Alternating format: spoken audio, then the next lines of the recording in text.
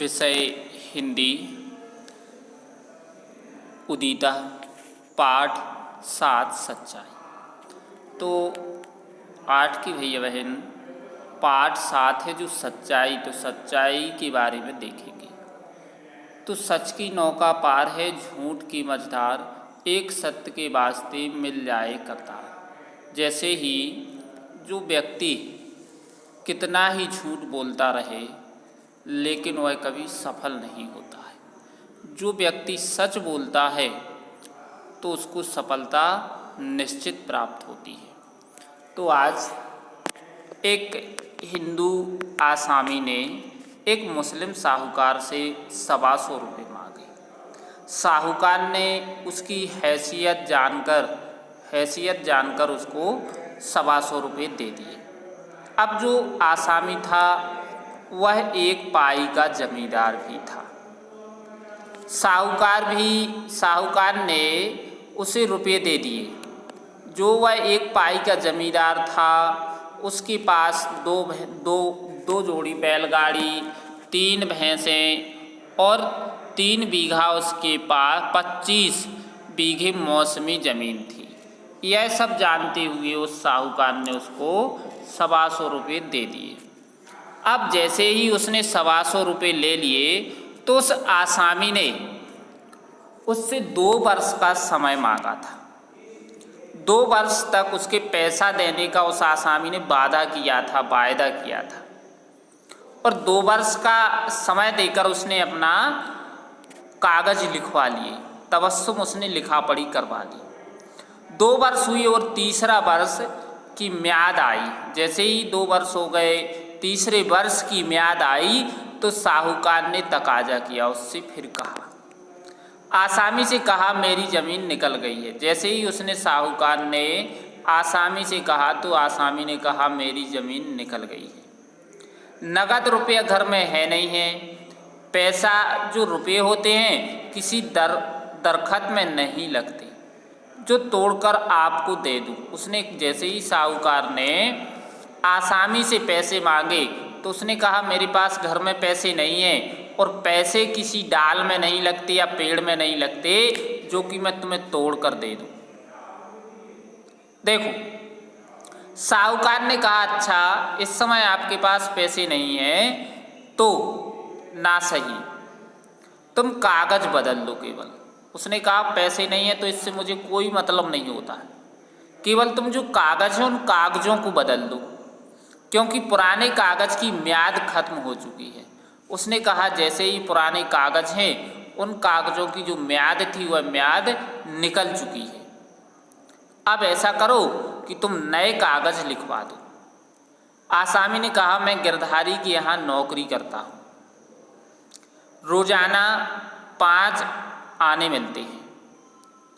मैं 5 आने का नौकर हूँ, कागज लिखने में कुछ देर हो जाएगी और देर लगेगी जिससे गिरधारी मुझे गैर हाजिर कर देगा और मेरी तनख्वाह भी काट लेगा।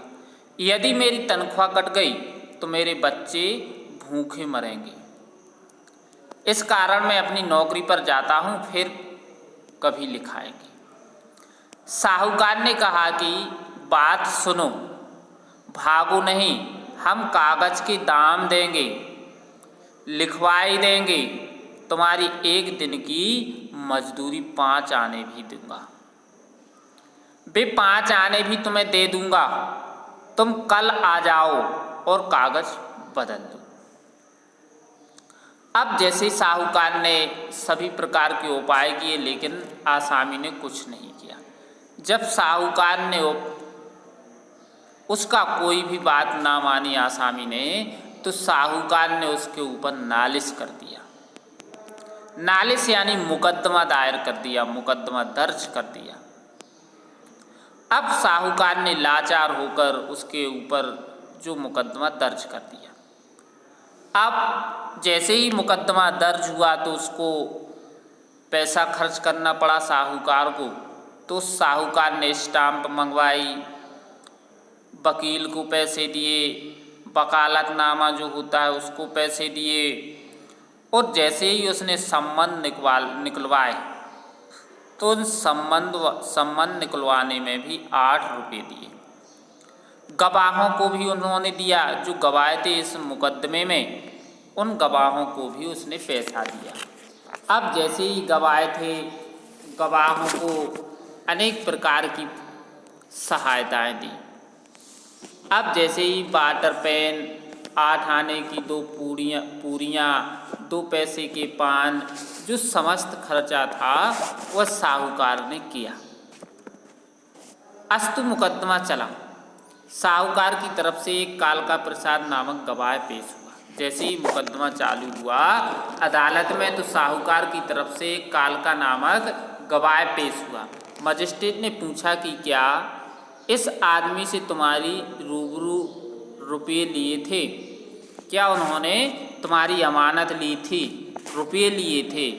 जो रूबरू होती है, अमानत होती है, उसने तुम्हारे रुपये लिए थे? उत्तर दिया जी हाँ, उसने पैसे लिए थे।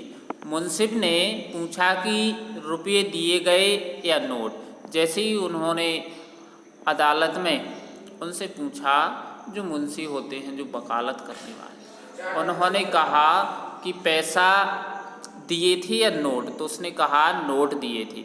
गवाह ने बताया कि 10-10 के 12 नोट दिए, 5 रुपये दिए। फिर मुंसिफ ने कहा इसको कितना अरसा हुआ? उसने कहा कि जैसे ही इसको पैसे दिए तो इसको लगभग कितना समय हुआ? गवाह बोला कि लगभग 5 वर्ष हुए। मुंसिफ ने फिर सवाल कर दिया कि उस समय क्या था? गवाह ने उत्तर दिया कि दिन के 4:03 हुए। जैसे ही उसने कहा उस समय जब पैसा दिए तब क्या समय चल रहा था, तो उसने उत्तर दिया कि लगभग 4:03 हो गए थे। यदि 4:03 हुए, अब जैसे ही उसने कहा 4:03 हुए थे, मुंसिफ ने फिर प्रश्न किया रुपया कौन से मकान में दिए गए थे?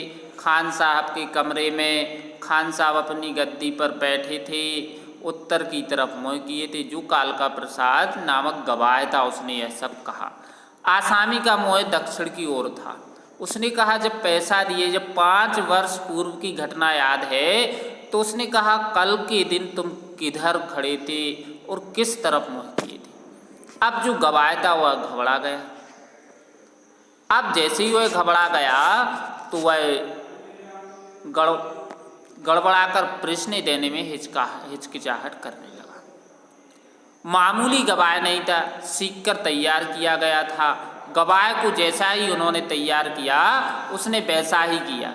अब जैसे ही उसने कालका प्रसाद से कहा गया कि यदि यह बात सच है तो तुम कुरान को उठाकर, यदि सच है तो इस कुरान को लेकर के सच कहो, कुरान को उठाकर सच कहो। उसने कहा कुरान को तो मैं उठा सकता हूँ। उसने कहा जैसे ही मजिस्ट्रेट ने आदेश दिया तो चपरासी कुरान को लेकर आ गया। जैसे ही वह कुरान शरीफ लेकर आ गया तो मुंसिफ की आज्ञा से चपरासी ने उस गवाह के हाथ में दी। उसने कहा ऐसी ऐसी बुकें तो हम 50-100 बुकें उठा लेंगे, ऐसी बुकों से कुछ फर्क नहीं पड़ने वाला है। तो यह सब सुनकर सब हंस गए, सब हंस पड़े। अब्दुल्ला बेईमानी से नहीं डरता था। जो गवाह था वह बहुत बड़ा बेईमान व्यक्ति था। वह झूठ पर कुरान उठाने से भी नहीं डरता था। बोझ उठाने से डरता है कि कहीं ऐसा ना हो कि कुरान शरीफ भारी हो। उसने कहा वह झूठ बोलने से नहीं डरता था, लेकिन कुरान शरीफ को वह बोझ उठाने से डरता था कि ऐसा ना हो कि कुरान शरीफ भारी बोझ की हो या भारी बड़ी वस्तु हो।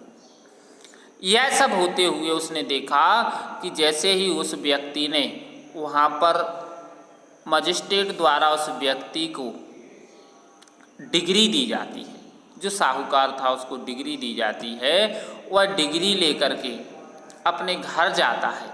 और घर जाता है जिस आसामी ने उनके पैसे लिए थे, वह अपना मकान, बैल, जमीन, भैंसें बेच करके और स्वयं नागा बाबा होकर बैराग रूप धारण करके बैठ जाता है।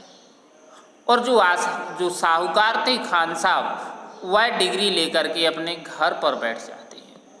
तो आज इतना ही, और सभी भैया बहन इस पाठ को अच्छी तरह से समझेंगे। उस समझने के बाद जो प्रश्न पूछे जाएंगे उनके उत्तर लिख करके अवश्य भेजें। धन्यवाद।